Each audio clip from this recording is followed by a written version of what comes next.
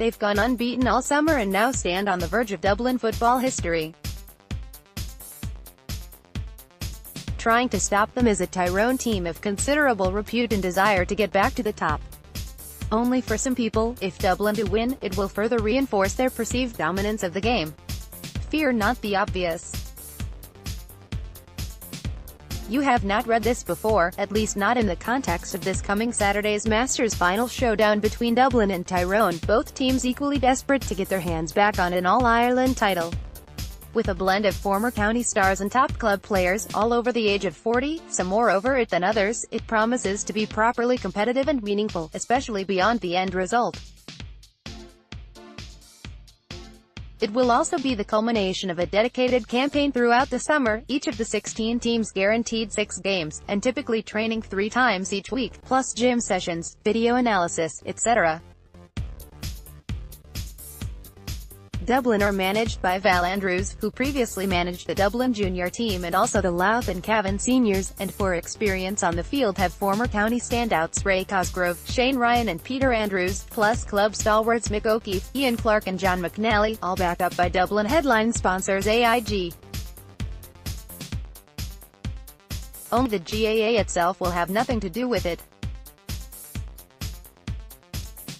For 20 years they officially sanctioned and ran a Masters competition, before disbanding and shunning it in 2009, citing rising insurance costs and indiscipline, and in some cases settling of old scores. Image was a problem too, sometimes physically, sometimes more action off the ball than on it. With that, the over 40s of the game slipped underground, calling themselves the Gaelic Masters Association (GMA), and surviving as outlaws, effectively trespassing any time they trained or played on GAA property. Now they're rising again, and in more ways than one. Croke Park has agreed a set of guidelines to allow the GMA to use their grounds without fear of repercussion, and while remaining autonomous, this does represent a sort of welcome back. In many ways it was impossible to ignore one of the fastest-growing sectors of the GAA. After the competition was disbanded, Mayo native John Pat Sheridan twice brought motions to Congress to revive it, in 2010 and 2011, and both failed. Daunted, he set up the GMA knowing something had to be done to avoid oblivion. In 2011, there were 5 participating counties. Last year that was up to 13. For 2018, Clare, Down and Dublin all rejoined, and there's no turning back now. Because more than any other grade, perhaps, Masters football is more than just a game. Sheridan's mantra has always been, "We don't stop playing because we have grown old, we grow old because we stop playing," and that was something former Sligo standout midfielder Con O'Meara quickly discovered when taking to the Masters game 3 years ago. "For me, you're so consumed with football for the best part of your life, and then once you retire it is very hard to replace that," says O'Meara, who now acts as pro for the GMA, all on a strictly voluntary basis. There are no expenses or mileage for any of the teams. After players retire there is that void, a certain lack of identity, and this is something to fall back on. "I've said it before, it's like the GAA's men's shed, in there with guys your own age, with the same interests and issues, while out getting some exercise, having some crack, having something to look forward to. And of course, to put on a county jersey at any age is a great honor. And you're not chasing a 20-year-old down the wing either, taking off your boots to throw at him. It's a level enough playing field. With the club, you're togging out with guys 18, 19, 20, all great guys but at a totally different level. With the Sligo Masters, I get to play back alongside the likes of Eamon O'Hara, Paul Taylor, Desi Sloyan, Paul Durkin, Nigel Clancy, but it's also about the club guys who never got to play for their county coming in, and loving the fact they're playing with former county players. John Gillick is such a player, over 20 years of playing with Volunteer St John's in South Dublin, and at 41, now relishing his place as a Dublin Masters footballer. When Gary O'Connell from Isle hit 40, he also hit on the idea of reviving a Dublin Masters team, and the response speaks for itself. Kerry just started ringing around. Ex-Dublin players over 40 still playing with their clubs, players recommending each other, and straight away he got a great response, says Gillick, older brother of Irish 400 metres record holder David, who now shifts between wing back and wing forward with the Dublin Masters.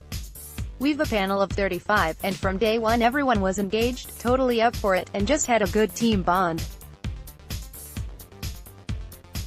The standard has been excellent, going unbeaten this summer, and I've been very, very impressed with the positivity in the team. Guys like Shane Ryan, Peter Andrews, Ray Cosgrove, decorated Dublin footballers, getting a bit of love back for football, the passion for the game, meeting new friends. There are so many dimensions, the social side. And Val Andrews is a great manager, plus 5 more in the backroom team, all different clubs around Dublin. In fairness to the Dublin County Board, even though we're not officially part of the GAA, they have been trying to help out. Each of the Dublin players pay €50 into an insurance fund in order to represent their county, and in London, players put £300 up front to cover the costs of the travel over the summer. The GAA cited rising insurance as the main reason for pulling the plug on the Masters game, but according to Feargal McGill, the GAA's Director of Games Administration, now is the time for some reconciliation.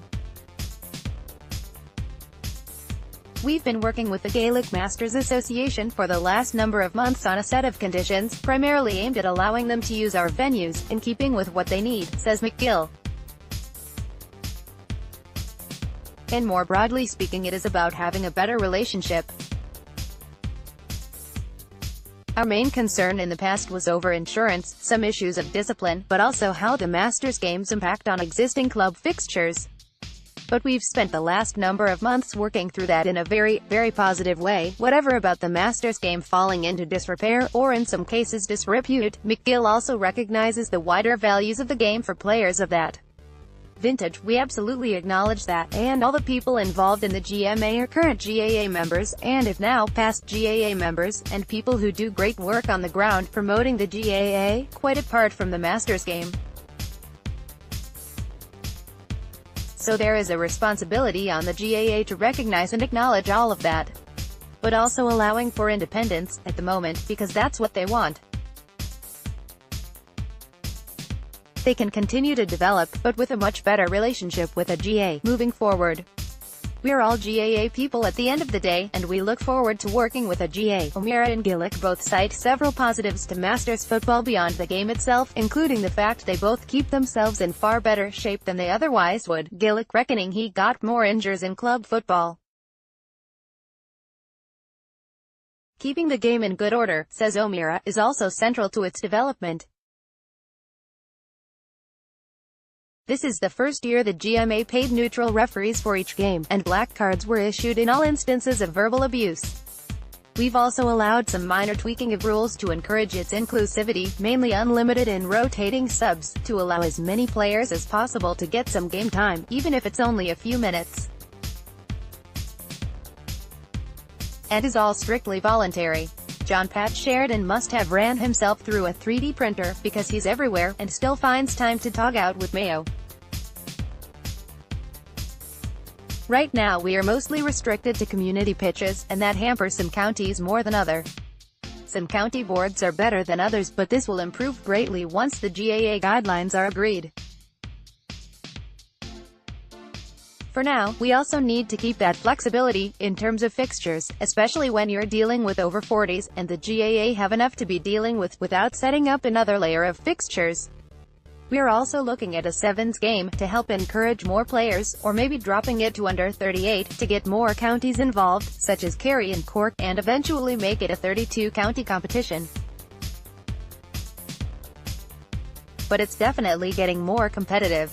This was my 3rd year with Sligo, after winning 1 game in 2016, then narrowly losing the final last year to Mayo. And when you see Dublin come back and the standards rising again, we may have just missed the boat.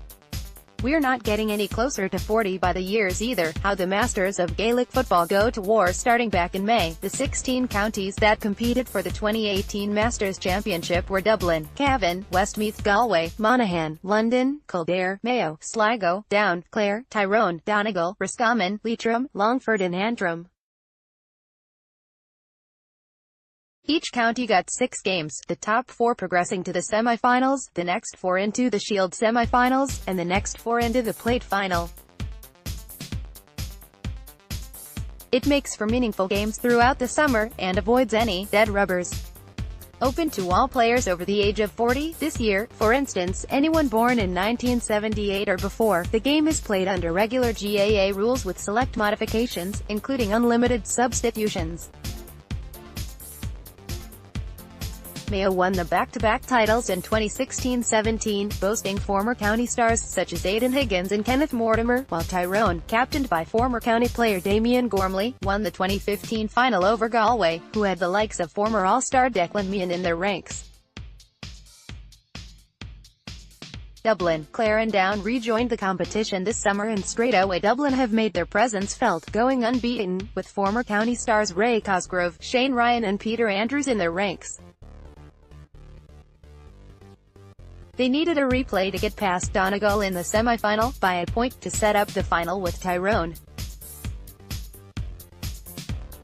Managed by Eugene Bradley, Tyrone's standout players in their semi-final win over Sligo were midfielder Owen Gormley, plus Damien McCrory, Damien Patton, and substitute Mark Donnelly, all looking extremely fit and like a well-drilled team. With the Dublin women's team also contesting their senior final next Sunday against Cork, the county is seeking a first triple crown of senior adult inter-county football, senior men, senior women, and men's masters. The Dublin Tyrone final takes place this coming Saturday, September 15th, at Fermanagh in Drumlish, Longford, at 3:00 p.m, preceded by the Shield final between Mayo and Roscommon. Cref 2, Tuesday, September 11th, Health Family Supplement, which has feature on how Masters football is filling a void felt by many older players.